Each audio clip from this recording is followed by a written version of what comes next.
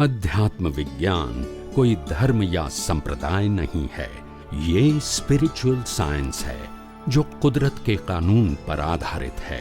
ये विज्ञान पूरे ब्रह्मांड के सभी रहस्यों को उजागर करता है और जीवन के सभी पहलुओं को समझने के लिए एक नई दृष्टि देता है।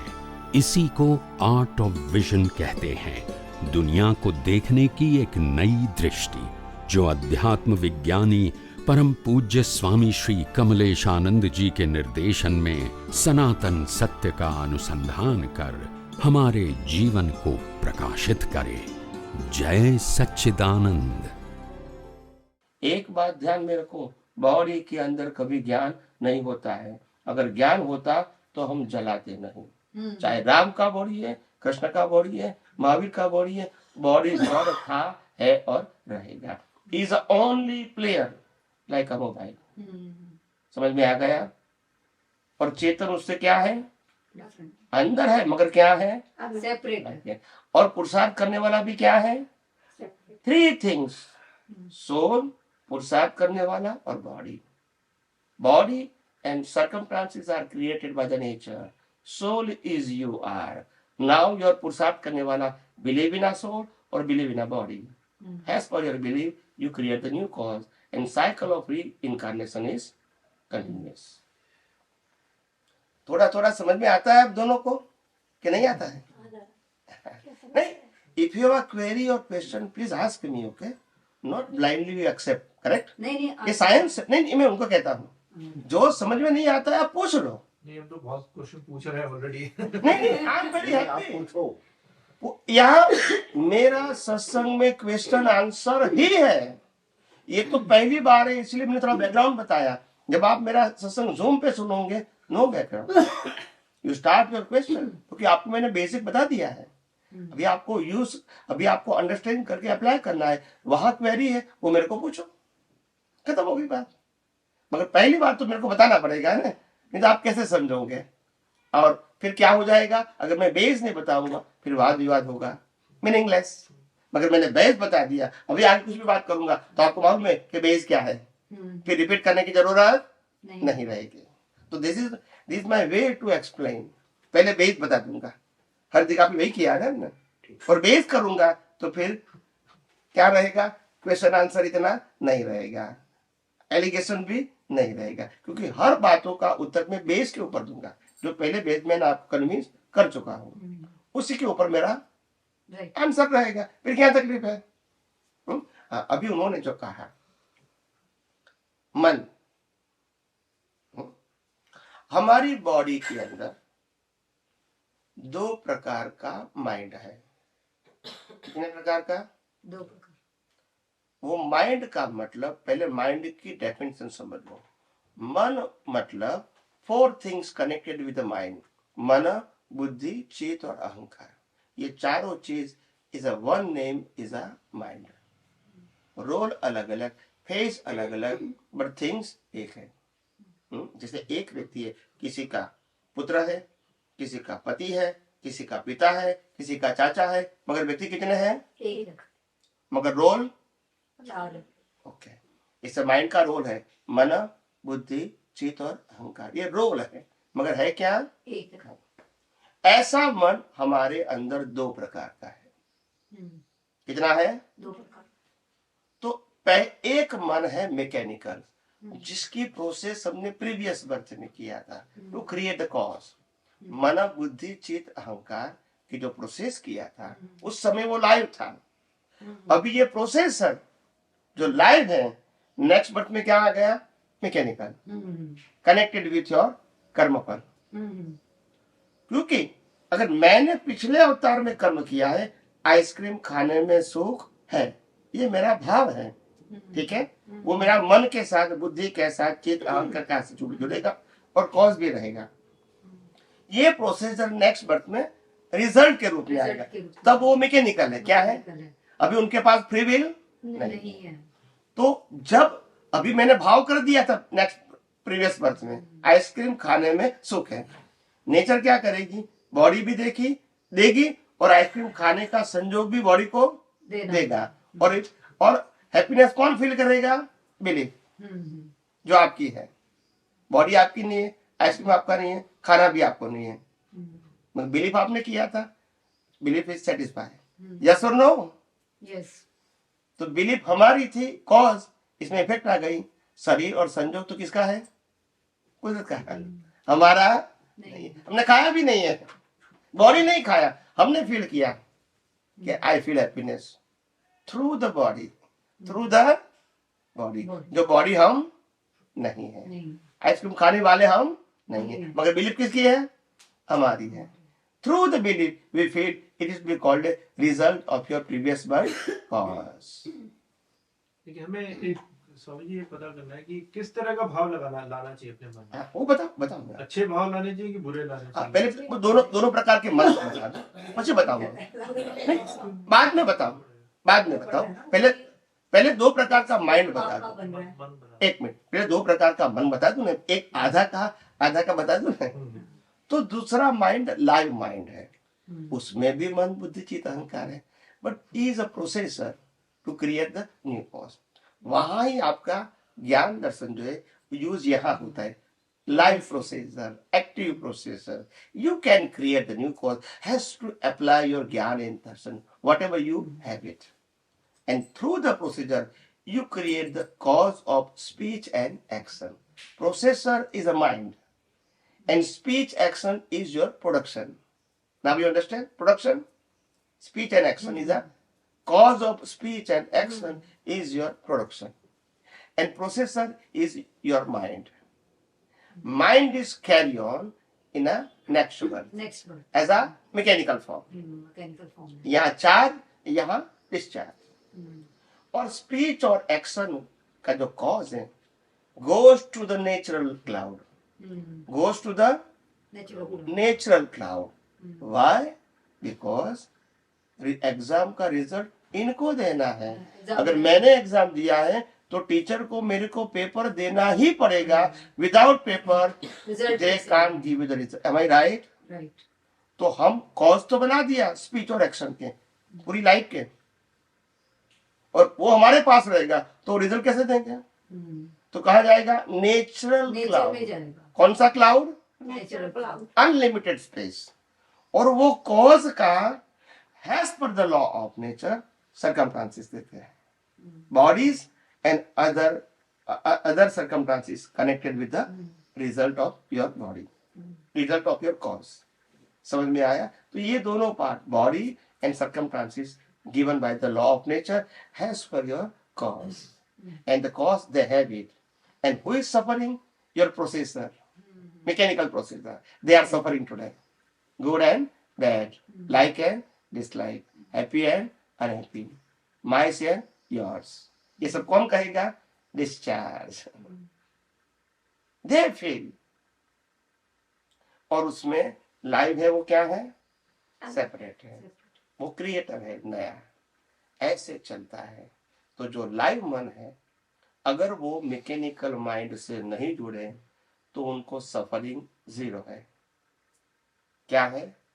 Suffering zero. अगर लाइव माइंड मैकेनिकल मन के साथ जुड़ गया, स्पीच के साथ जुड़ गया, एक्शन के साथ जुड़ गया, तो रिस्पॉन्सिबल है। तो क्या है? रिस्पॉन्सिबल है। सेपरेट रहा, कोई responsibility, because it's control and govern by the law of nature. You are not responsible. But when you attach, I am, my thoughts, my speech, my action, all things are mine, then you are responsible. Then you are create the new cause with wrong attachment. With wrong attachment. वो attachment, अभी पुरुषार्थ, वो attachment हमको soul के साथ लगाना है। कौन सा पार्ट? लाइव। पार्ट को, और लाइव पार्ट जब सोल के साथ अटैचमेंट होगा तो नया प्रोसेसर में कॉज नहीं बनेगा, तो मोक्ष। मगर जो मनोवचन काया की प्रोसेस है वो तो वैसे की वैसे, क्योंकि उसका क्रिएटर, ऑपरेटर, डिस्ट्रॉयर कौन है? तो कल क्या होगा उसके लिए मैंने के लाइव पार्ट को जोड़ने की जरूरत नहीं है, मगर जुड़ जाता है because of your ignorance. And with the help of ignorance, you create the new cause through your processor. Light processor. That's it. That is the science. You understand? Okay. मैंने कहा it's a very micro things, इसको attention चाहिए, ऐसे समझ में नहीं आएगा। और ये सब बातें दुनिया की किताबों में नहीं है, आपको कभी भी पढ़ने नहीं मिलेगी। और जो लोग किताबों की बात करेंगे उसके पास ये बात नहीं होगी। ये मेरा रियलाइजेशन है, experience to know and to realise the universal truth as a law of nature. कुदरत के कानून को मैंने रियलाइज किया, then I explain it. It not subject to what is in your books, वो मेरा सब्जेक्ट नहीं है। वो जो भी मैं एक्सप्लेन करूंगा it's my own experience, own presentation and own example, जो दुनिया की किताबों में नहीं होगा। अभी नई किताब छपेगी मेरी, उसमें तो आएगा। मैंने किसी किताबों में से नहीं लिया।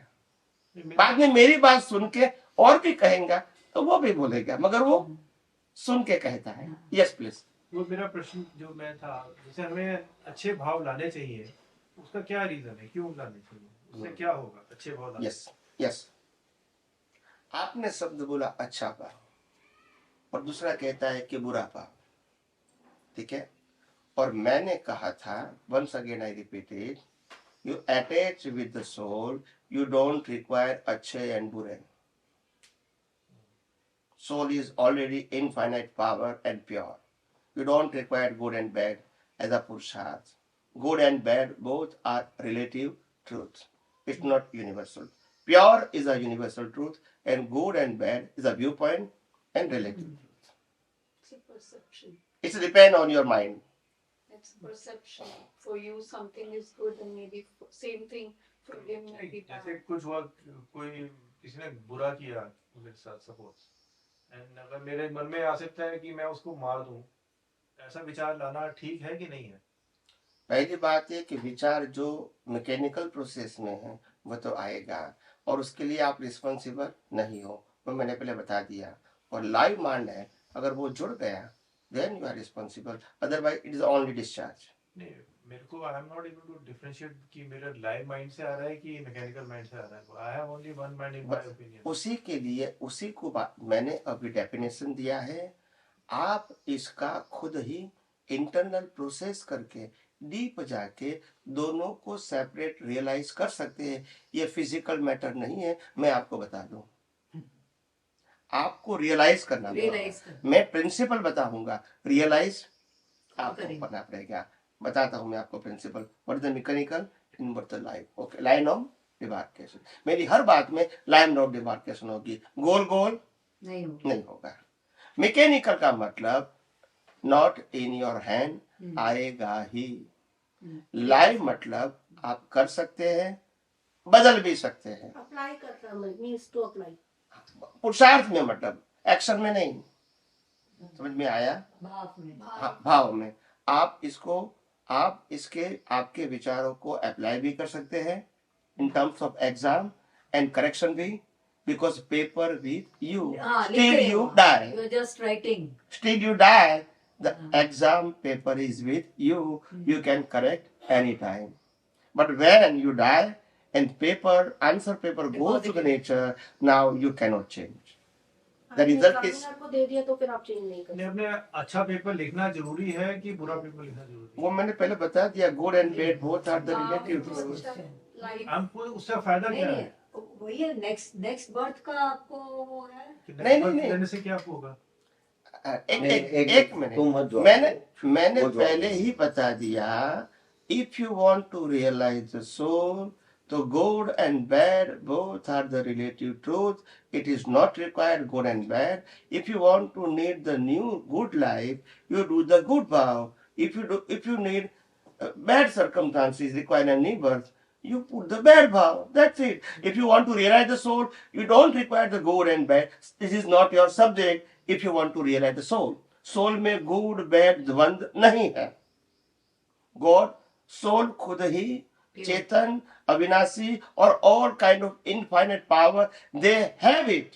They don't require any good and bad from the relative truth. और वो खुद ही रियल है। नहीं, लेकिन हमारा फिर गोल क्या है? To achieve good life in next birth, और या फिर हमें अपना को भगवान से मिलना, ये हमारा एक मिनट गोल है? एक सुख लेना हमारा वो है क्या एम? या फिर हमें गेट आउट ऑफ दिस माया के जाल से निकल के परमात्मा से मिलना एम है? हाँ, माना हुआ सुख लेना है तो दुख इज इंक्लूडेड। क्या बताया? माना हुआ सुख लेना है तो दुख इज इंक्लूडेड। इंक्लूडेड समझते हैं ना? जन्म लेना, एक मिनट, कर्म से जन्म लेना है तो मृत्यु आएगा ही। आप कहते मेरा जन्म होना चाहिए, मृत्यु हो नहीं होनी चाहिए, वो चॉइस नहीं है। पहले समझते हैं ना, एक के साथ दूसरा जुड़ा हुआ है। आप कहोगे मैं पुण्य करूंगा तो कोई बात नहीं, पुण्य का फल मिलेगा। पुण्य और पाप रिलेटेड है। क्या है? हाँ, कैसे? जिससे मेरे पास 1 करोड़ रुपया है और 1 करोड़ रुपया का मैं यूज करता हूँ, आई एम हैप्पी। और मैं कहता हूँ मेरे पास 5 करोड़ नहीं है, तो आई एम हैप्पी और अनहैप्पी? बिकॉज ऑफ नहीं, बिकॉज ऑफ माय, मेरे पास 5 करोड़ है, फिर कहता हूँ मेरे पास 25 करोड़ नहीं है, तो भी मैं अनहैप्पी हो जाऊंगा। The happy and unhappy is your belief, and happiness is my nature as a soul. इसमें happy unhappy द्वंद्व नहीं है। Only happiness is a nature. It's not my belief is required. और दुनिया में happiness unhappiness is your individual belief. और उसके लिए कॉज करना पड़ेगा तो इफेक्ट मिलेगी।